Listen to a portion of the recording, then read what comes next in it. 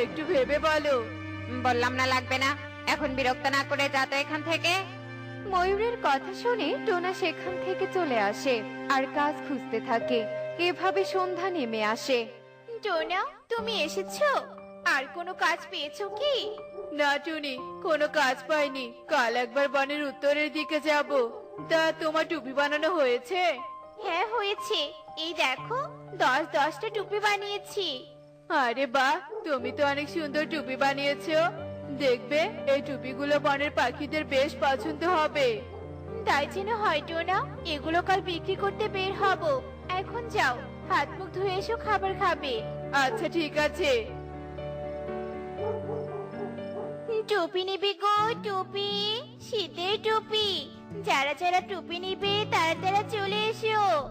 এই চলে গেল, চলে গেল আরামদায়ক টুপি। দাদারা, দিদিরা, এসো এসো।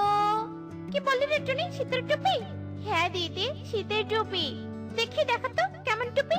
ওমা, টুপিগুলো দেখতে তো হেব্বি সুন্দর। আমার খুবই পছন্দ হয়েছে। তা একটা টুপির দাম কত শুনি?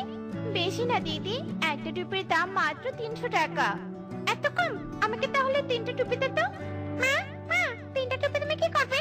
একটা টুপি আমি পরবো, আর একটা টুপি তুই পরবি, আর একটা টুপি তোর বাবা পরবে। দে টুনি, টুপি দে, আর এই নে টাকা। ময়ূরী টাকা দিয়ে টুপি নিয়ে চলে যায় আর এভাবেই পুরো বনে তার সব টুপি বিক্রি করে বাড়িতে চলে যায়।